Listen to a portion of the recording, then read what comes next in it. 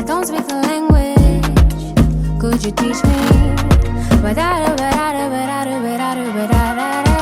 Spent my whole life looking for love. Somebody told me attention is one hell of a drug. Got me fighting my intentions when we cutting the rug. Love the way you compliment me, fell in love with the love, man. Hey, this shit fucking me up. Every time that I see you, feel like I'm catching a buzz. Back when I was a shorty, I didn't know what it was. I tried to fight all the feelings, but I was catching a buzz. Like, nah, baby, we don't break dance, but I make bands, and I shake a great hand. What up, though, everybody, and welcome back to the Loft Podcast. I'm your host, Felix, a.k.a. Felix the Don, a.k.a. Top 2 and Not 2. We back on episode 5, and we got a real dope episode for y'all today. I got one of my good friends here today, man. I met this dude a few years ago on the golf course. It was actually one of my first times golfing on a really nice course. I met this guy. He was super friendly. We've kept in contact and always, celebrated each other when we win, on holidays, on birthdays. So it's a blessing to have him on the show. And then later on, we're going to have a performance by another artist that I love so much, my girl Zeisa. So everybody, welcome Mike Morse to the podcast. Thanks for having me. Man, how you doing, Mike? I'm feeling really good right now. Feeling good? I feel good too, man. We met a few years ago on the golf course. It was a real cool day. We've always kept in touch. You've always been a pleasure to work with and to talk to. I appreciate you always embracing me. So we just want to let people get to know you a little more. Yeah. They see the billboards, they see the commercials, and they, you are a staple in the city. Everybody knows your name. So tell us, a little bit about your background, where you're from, how you came up. Well, so yeah, it was great meeting you two on the golf course, by the way, and I've enjoyed our friendship. And congratulations on your recent birdie. So I'm real happy. Yeah, for you. So born and raised in Detroit. My dad and mom. Dad was an injury lawyer. My mom was a Detroit school teacher. Moved to Oak Park in the 70s. Then on to Southfield and. Went to Bernie and Leonard for Southfield schools. I don't know why I'm telling you that. University of Arizona for college. University of Detroit for law school. And always wanted to be a lawyer. Always wanted to follow my dad's footsteps. He made it look fun. He was so nice to everybody. I'd go downtown to the First National Building with him where his office was and hang out. And I'd take me to court, meet the judges. His clients were super friendly, super cool. And I thought it'd be pretty fun to partner with my dad one day, right? I mean, I looked up to him, and he was my best friend. And so went to law school, came back to Detroit for law school, and sadly he died when I was in law school, so we were never able to practice law together, which is kind of a bummer. And then opened my own practice in 1995, and it's been going kind of gangbusters ever since. Yeah, man. Okay, so that's the whole history right there. Okay, so always wanted to be a lawyer. Funny enough, I wanted to be a lawyer when I was younger. Really? I feel like people think that I like to argue. I don't like to argue. I just feel like there's always a perspective. There's always a different perspective on certain things, and I don't mind sharing that perspective. One of my friends says there's always three sides to every story. Exactly. Yours, mine, and the truth. Why did you want to be a lawyer? So I feel like I always excelled in school when I was younger, and that's just something that seemed like it was attractive to me. Like you said, it seemed fun. You got to be around it. I wasn't necessarily in it, but I've seen it on TVs and movies, and it just seemed like a cool job. I wanted to do like a sports law or like something in the music industry, and then actually, it's crazy enough. So a week before I went to school, I went to Fair State. I changed my degree from law to business. This random change. I don't know what I was going through that day, but I was like, I just want to get a business degree instead. And then that's kind of what changed that served you well. Yeah. That degree. Yeah. And you're probably having a little bit more fun than I am on a day-to-day basis based upon the side of the business you chose. Yeah, man. The cannabis industry has treated me very well. It's taught me a lot. And I learned a lot, too, like in the music industry, and can bring that over to what I do in the cannabis industry, too. This episode of The Loft 313 is sponsored by our friends over at Flower Power. You can get them at any of our Live Cannabis locations. Make sure you check them out, man. They stay with the gas. This Georgia Pie is one of my favorite strains. Shout out the homies over at Flower Power. We love y'all over here at The Loft 313. You started your practice in 95. And it's been very successful from my perspective. So tell us a little bit more about your practice, like, what kind of law do you guys do and things like that? So we are the largest personal injury law firm in the state of Michigan and one of the largest in the country. So we have 225 legal professionals, over 60 lawyers, all here in Michigan. They're all here working here in Michigan, from Michigan. And auto accidents, truck accidents, pedestrian accidents, Uber accidents, dog bites, Social Security disability, slip and fall stuff. That's what we do. We focus on the person. We focus on the injury. We won't represent insurance companies. We like to take down the insurance companies and beat them. And we are pretty successful. I mean, we do a pretty good job. I'm being humble, and I don't know why. Yeah, you do a fucking great job. You do a fucking great and, job. And I think this could be the first podcast I've been on that I can actually swear. Yeah, it feels really nice. It's to you say feel the free. F word. I felt free just now. I totally felt free. So you're never going to see that on camera, me swearing. So all the exclusives. Here on we the go. Law You get the 313. exclusives. What were we talking about? So we were. we talking about. I just lost my train of your thought. practice and how well Yeah, y'all are doing. So Yeah, I yeah. got a question. So Yeah. I just recently watched Suits for the first time. That show is fire. Is it anything like Suits in a law firm? I've not seen Suits. You haven't seen? You got. And I know that it's everybody likes Suits. It's a great show. So describe Suits, and I'll tell you if it's like that. Okay, so Suits is it's a law firm where they mainly do like business law, where they're like representing clients and doing with investments and things like that. They have this dude named Harvey. He's supposed to be the best closer in the game, and then basically that he hires a really good lawyer who takes the LSATs for people because he got kicked out of school. So he impersonates people and takes the LSATs for them for money because he got kicked out of law school. Wow.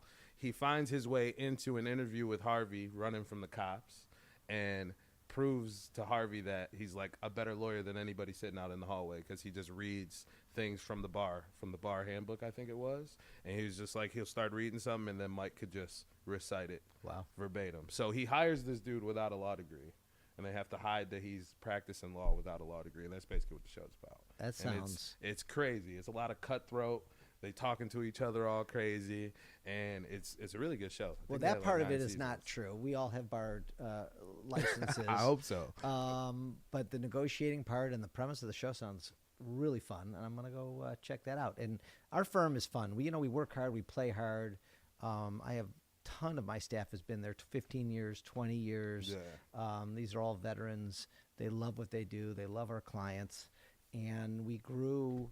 We don't even spend the most money in Michigan advertising. There's other law firms that spend way more than we do, but we just get the cases because we win, and we actually represent. I think I've represented over 35,000 people here in Detroit. So a lot of it's word of mouth, but you got to keep your name out there to stay relevant, right? You got to put on 100%. The occasional commercial and billboard. You might have seen a billboard. I'm not sure. I don't know. I think I've seen a couple. Maybe on my way here today. So we should shoot a billboard shot, the two of us, and put that up there. How do you think that would look? That would be fire. Put us on the billboard. We could do a joint thing between Liv and the Mike Morse Law Firm. That'd be fire. Give away joints with every win. Or something. Oh, that's dope. Dennis is gonna watch this, so you hear this. I think we may have to edit that part out. He's got the marketing. I'll check ideas. with my lawyers to see if we need to edit that part out.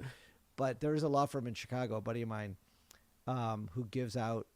Actually, let me ask you if you think this would be a good thing. And we have a crew here that could vote.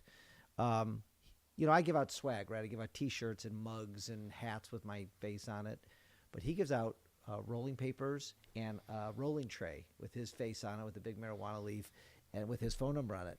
And he thinks I should do that here in Detroit. And my team was a little bit mixed on it. Do you think that my clients would appreciate that and like that? I think so, because what it does is like that's a big culture here. The cannabis culture is heavy in Detroit. We have some of the best cultivators in the country. We have some of the best prices in the country right now. We just so God. cheap. Yeah, and so everybody's buying into it. You know what I mean? So it's like, why not cater embrace to that it. crowd too? I'm going to to embrace it. Exactly. Maybe I'll even get a necklace like you're wearing. Yeah, You think I could carry that off? I think. What do you guys think? I think you could do it. And what do you guys think about the giveaways? You like the idea of nodding heads? Yes. Crew? Yes. Tray with the trays. You like that? All right. I think it would be dope. Because I'll bring you guys the first set if I do it. Oh yeah, word. exclusives for the Loft crew. Yeah. Shout out the Loft crew, everybody. Shout out. Nice Shout out job. the Loft crew, This is everybody. so professional.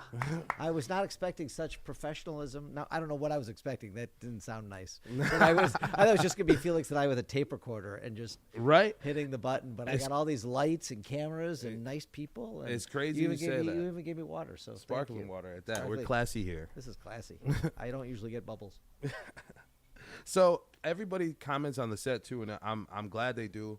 You know, shout out to my partner D. He does an excellent job. You know, getting everything set up, bringing all the equipment and lugging it all here, and just making sure the set looks nice. Shout out to everybody that helps us out. You know, Zeisa, Delvon, my boy Derek, Steven's here helping sometimes, and you know they support what we got going on a lot, and it takes a village. You know, Yeah. just like what you got going on. You said there's a lot of people over there. A lot of at the moving law parts. firm. Yeah, A lot of moving it's a parts. lot of moving parts. I want to ask you a little bit more. So you said you went to UAD Yeah. Jesuit? Yes. Yeah, I'm so- a Jesuit. Yeah, I got a scholarship offer from UAD. We did the General Motors like student corps program. So everybody that did that program in high school, you could get a scholarship to UAD. Nice. But I ended up going to Ferris instead. So what was your experience like there? Can we talk about that? Yeah, I don't yeah, know if yeah. It was crazy. So I came from the University of Arizona, where I wasn't a student. I may or may not have partaken in extracurricular activities while in college back in the 80s. And I didn't study all that hard, but I studied hard enough to get decent enough grades to get into law school.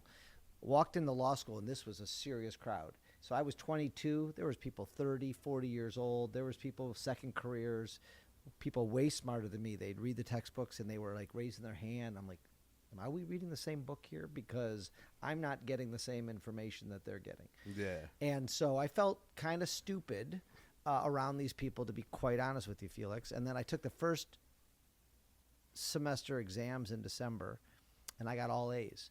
And that was like the first time in my life, 22 years old, second semester law school. I'm like, I'm not as dumb as I thought, or I'm not as, I felt dumb coming into law school because these people seemed so much smarter. Turns Yeah. out they weren't. I don't know. I wasn't in the right headspace until I saw that I could do it. I loved the law. I loved talking, arguing. We did moot court, which is where you argue both sides of the law, which is a really cool competition. I did well in that. I did well in my trial class and pretty much got all A's in law school. Nobody's to this day has ever asked for my transcripts because I've worked for myself. So that really didn't matter, the grades in law school. But I loved it. And I've been, doing it over 30 years, and it's been a great profession. Yeah. Yeah, I really love helping people. We just branched out. One case, the University of Michigan Innocence Clinic called me a couple years ago and said, we have a man in prison in Michigan serving a life sentence, and we don't think he did it, or we know he didn't get a fair trial. Yeah. And I told them, I don't do criminal law. I don't do that kind of work. They said, please read the transcripts. They sent him to me. I read the transcripts, and this man did not get a fair trial. So I agreed to take that on. And in May of this year, he got out of prison. I just left him for a celebration at a local church, and he's doing well. He's pregnant. Him and his girlfriend are pregnant, which is really exciting. And so that was a whole new thing for my practice. So it's taken on, I learned some great things at U of D. And now we're doing some great things in the criminal justice world and trying to free people who are in prison for things they didn't do. Yeah, and that's super commendable, man, because that goes on a lot in this country. There's a lot of people in prison for things they didn't do. There's a lot of people serving sentences that are way too long for the crimes that they committed. So I tip my hat off to you for taking that on, even though that's not your normal field. And that's real cool that he got out. Yeah, man, shout out to him. Shout out to Mike. That's what's his up, name is man. Mike Griffin. Mike Griffin, Google man. his story. Really sweet, big teddy bear of a guy with this smile. All these exonerees. I am privileged to meet so many exonerees here in Michigan. I think we have over 30 right now. And they are just grateful. They're not angry. They have their issues, of course, with some anger underlying, but they're just so grateful. They don't want to hold grudges. They don't want to live another day angry. Yeah. I learn a lot from these guys, and it's it's good to be around. So do you plan on doing more things like that going forward? I think so. One of my lawyers, I was whispered to him during church. I said, I think we need to take another case, because one of the greatest accomplishments of my legal career was freeing a man who was wrongfully convicted. Yeah. And that was, I love helping my other clients, and that's amazing. But freeing somebody, can you imagine anything worse, Felix, than sitting in prison he was 14 years, but there were people at the celebration today, 25, 35 years in prison. One guy that spoke today, Alfonso, said he was on the other side of the city when the crime, he had 5 witnesses, and he was still convicted, spent 30 years in prison. That is crazy. They tried to get him for a death penalty. We don't have death penalty here, but it was, it's wild. It's wild. You know what else is wild is the smoke in the studio, dude. Look at these striations in the levels of smoke. I can't even see these guys in front of me anymore. Yeah, right it's now. It's so funny. Right now, can you guys see me? Because there's no way the camera's picking up on me through all this smoke. Oh yeah, there's no way. This is how we do it at the Loft, man. You know, today actually I'm glad we can segue into shout out my people at Exotic Matter, man. We smoking on some F1, some Gelinade. We got a little Headmaster Kush out here. These dudes really know how to grow some weed. Let me tell you, because they got me feeling good. I got the shirt on today, you know. So shout out the homies over at Exotic Matter, keeping us stoned for the podcast. So I want to segue that into talking about. You know, we were texting the other day. You told me you wrote a book. I did. So you're my second author on the show, wow. by the way. Shout out Jess Jackson. She just dropped her book. Her book is very dope. It's called Sis Your Copper. And her whole thing is like is copper. She owns Copper House, which is like a cannabis-friendly bed and breakfast. Oh, nice. But wow. So you second author we got on here. Well, so the book's called Fireproof, right? Fireproof. Take your business from unpredictable to wildly profitable. It's a business book. Mostly for lawyers, but I'm getting lots of feedback from other people who aren't lawyers. And my co-author, John Knockhazel, who runs my law firm, and I, in 2019, were, our law firm kind of runs itself. It's run so well. We have it. All the processes are being followed. My lawyers are dialed in. So we were like, let's get back to our legal community and business community and write a book. So about a year, we spent about a year writing this book. Came out June of COVID, and we've sold lots and lots of copies. I get emails from around the world, people saying it changed their life, changed their business life, and I'm shocked by that.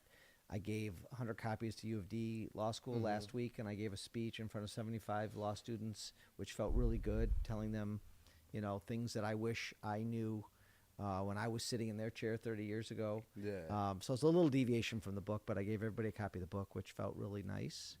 And that speech is on the Instagram for the law firm 855 Mike Wins, if anybody's interested. Follow my boy Mike. Yeah, follow us. And so the book, you can get it on Audible. I actually am the dude who reads it in Audible, which took a shitload of time. Yeah. But that was fun to read. You recorded in a recording studio, Yeah. right? Yeah. Mike, they do that here. Shout out Get Fresh Studio. They record audio books and things like that for movies and all type of stuff here. Yeah, this studio has a really nice vibe. It's a vibe. Create all my work here downstairs. Yeah. Okay. Yeah, me, Mike, and Big Chris do a lot of work out of here. Making some music. Yeah, we're gonna get you on the track one day, Mike. Don't tease me. Don't threaten That'd me be either. crazy. A feature from Mike Morse. I would love to. Yeah, pipe me in.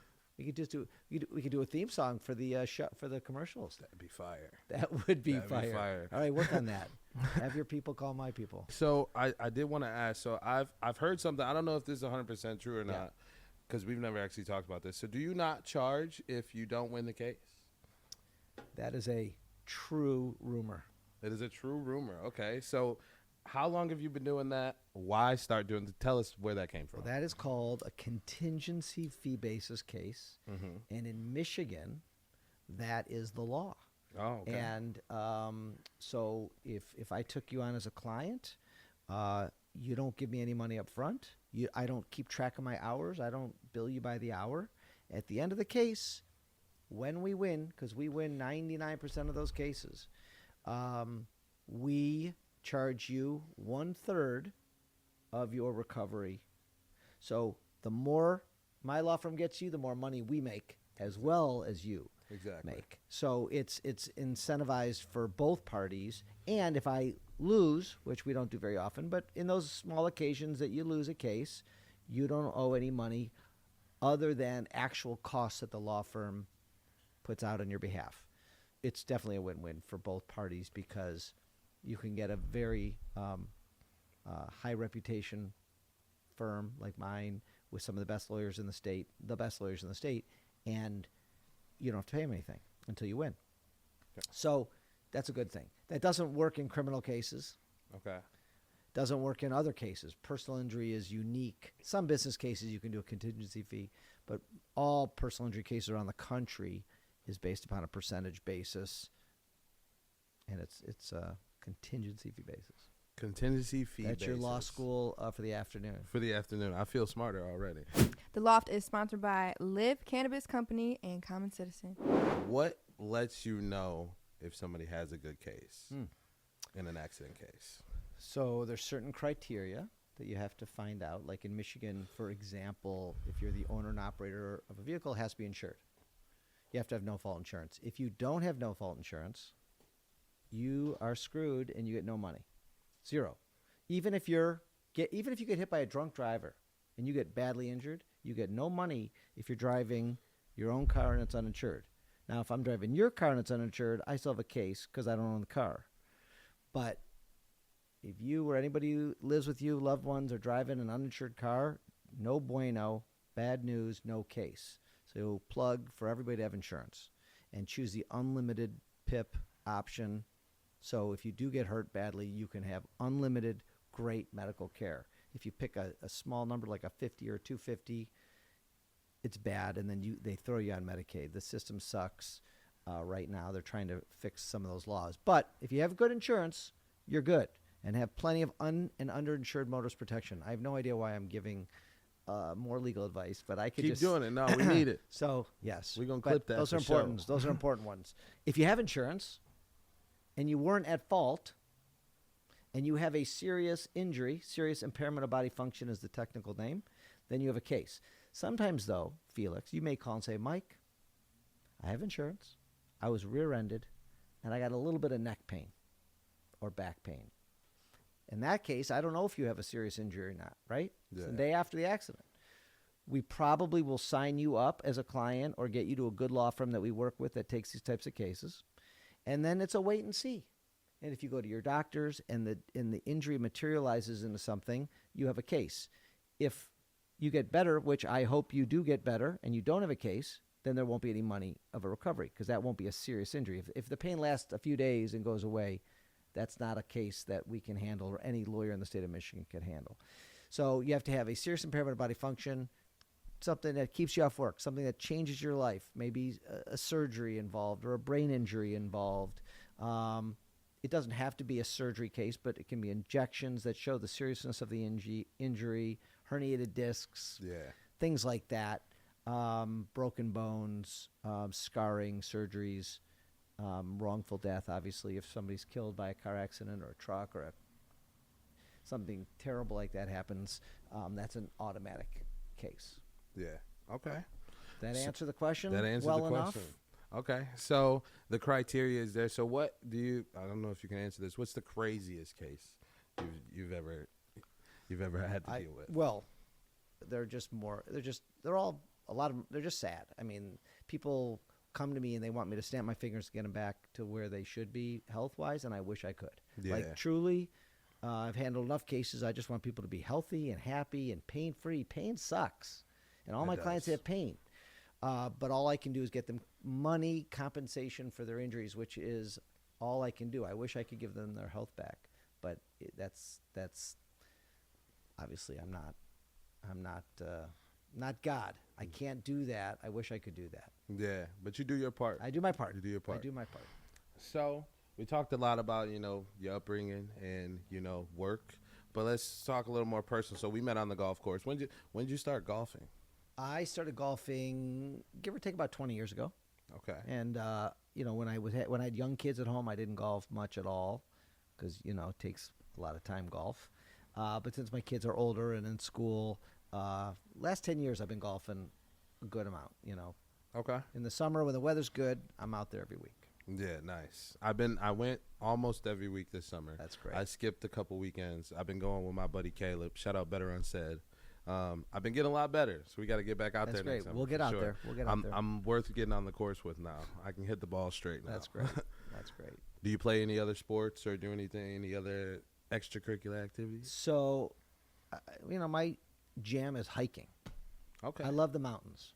So wherever I go, I bring my hiking shoes, and I look for something to climb. And any type of elevation, I'll just go for it. And I love the exercise of it. I love the vistas, not knowing what's going to be at that top of that mountain. What are you actually going to see when you get all the way up there? Mm-hmm. And that's thing I love to do every time I can. I like to hike. Where do you hike at? So my favorite places are Phoenix. Okay. I like Phoenix, Colorado, Wyoming. I did a couple nice hikes this summer. I've hiked in North Carolina. I've hiked in Alaska. Hiked in some of the islands have some nice hikes down in St. Lucia. Nice. I've hiked in Iceland.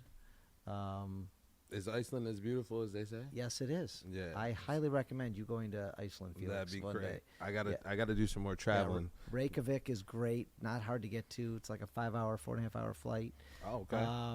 And it's wonderful downtown. And then if you go out into the perimeter, there's no trees on the island. It's a volcanic island. There's just green is on the mossy volcanic rock, and it's like you think you're on Mars or Jupiter or some other state. So it's really visually beautiful country. Yeah, I've seen a lot of dope pictures. It looks really beautiful. I definitely gotta hit Iceland one day, man. We talking about going to Europe and going. Big Chris is talking about going to Japan for like a month or 2 months. My boy Sap just moved back from China. He's in China for a few years. Wow. So yeah, the boys have been traveling. I got to get out here more. I was just in the Bahamas. Went to Turks and Caicos and the Dominican Republic. I love Turks and Caicos. That's probably my favorite island, and I didn't mention it because there isn't any hiking on Turks and Caicos. It is flat. It's flat. It is sand, and that's it. And there's donkeys everywhere. Donkeys, beautiful water, beautiful conch shells. Mm-hmm. They always go down and get you those conch shells, and I got like a dozen of them sitting around. Do not take them home. Just take home one. That's all you need. But Turks and Caicos is beautiful. It's beautiful. Nice people. I had a really good time there. The Dominican was nice too. I went on a cruise, so then we stopped out there both places for a full day. And it was dope. Wow. I had a good time. Went out there with my brother, my grandma, and some family. Nice. It was a good time. Okay, and then I didn't even know you had kids. Tell me about your kids. I got three man. daughters, three amazing daughters. 20, almost 24, 21, 15. They're smart and beautiful and generous and great daughters, and all they want to do is heal the world and help the world, and I'm very proud of them. That's what's up. Are they going to be lawyers, doctors? Hopefully one of them. It'd be nice to be able to give the firm to somebody. Yeah. So definitely not my first one because she's getting her master's in social work. Okay. But my other two, it's up for grabs. It's up for grabs. Okay. Shout out to daughters, man. I Yeah. do not have kids. I don't know if I'll have kids anytime soon. I want to eventually, though. I recommend it. Yeah. Kids seem cool. Yeah. I got a lot of nieces and nephews. You can send them back. So. That's true. All right, man. So, honestly, we've talked about a lot of good stuff, man. Got to know you a little bit better. I hope that the fans get to know you a little bit better. Is there anything you're promoting that you got coming up that you want to talk about? What's going on in the near future for Mike Morse? Well, that's a very good question. I mean, we're still helping as many people as we can. Probably going to handle some more wrongful conviction cases to help our community. We do 30,000 backpacks every year to the kids in the area who need a backpack. We partnered with the Michigan Humane Society we did 2 events this year. Each over 150 animals were adopted out, mostly dogs, a few cats. And that brings me a lot of joy. Because if you think about it, one of the ones we did 168 adoptions, and the people, forget the tears, right? The beautiful tears, but they're like you're creating a family. Yeah. And they're taking home their new best friend, their new son or daughter, in a dog or cat shape, and it's just a beautiful thing. The pictures that I see, because I get pictures of them all. I'm at the events, but they take pictures with the animals and the smiles, and the animals have smiles. Yeah. And Humane Society animals are so loyal, so smart, so much better than store-bought animals, in my opinion. I'm sorry if anybody's watching who likes to buy animals, but I prefer you adopt, don't shop, and so more adoption events, more backpacks. I appreciate everybody in Detroit, Metro Detroit, calling us and having us handle their case. We love what we do. We love helping the community, whether it be in a cases or just giving back. More commercials, more my mom in the commercials. We're working on a fun Super Bowl one this year. Oh, we nice. should find a cameo for you on that, Felix. Yeah, man. Let me know. You think Felix would be good in the Super Bowl commercial? Oh, Yeah. man. All right, we're gonna try to find a cameo spot for you. Let me know. All I'm right. gonna pull up, and we're gonna get that jingle together for the commercial too. That'd be fun. I'm gonna start writing that today. That'd be fun. Yeah, man. Well, I really appreciate you coming on. I don't want to take up too much of your time, man. We got to know you a lot better. I got to flex our friendship a little bit. I really appreciate you coming to do this for us. It's my pleasure. Man. This was fun. This was fun. We got to get you back on, man. Anytime. Definitely going to get you back on. All right, y'all. That was the Loft 313. Thank y'all for checking us out once again. Hit that like and subscribe button and make sure you turn on your notifications. We out. See you next week. Everybody, welcome back to the Loft Studios. Remember to hit that like and subscribe button. Turn your notifications on. We got a beautiful performance for you today. Everybody welcome my girl, Zeisa.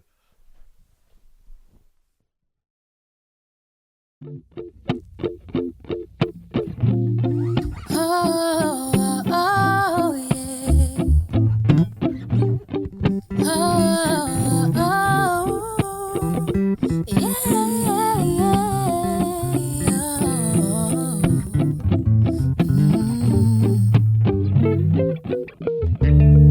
I wanna confess all my feelings, convinced that I'm naturally healing. So here I am laying it out. These thoughts can get so overwhelming. I go back and I'm hearing you call me. Said you love me, then why are you yelling? Whatever I did was always wrong in your eyes. Words are honey-coated lies. Blame myself for being blind. You know what they say about breaking a cycle. Loving myself got me out of the spiral. You wanted to conquer, but I won the title. Dial 685. Leave a message at the tone. The girl you knew is gone. Not tied to you anymore. 685. Used to own my time, so I blocked all your calls. Blame myself, no one's fault. The truth came out. Don't lie on my account. I left you for better. The storm we couldn't weather. The rain fell down and washed your pretty mouth out. Angels give me the message, and really this is a blessing in disguise. I'm breaking ties, there's no surprise. At first I cried, then I woke up and realized I rise, universe on my side. 685, leave a message at the tone. The girl you knew is gone, not tied to you anymore. 685, used to own my time, so I blocked all your calls. I claimed myself, and now I'm better off.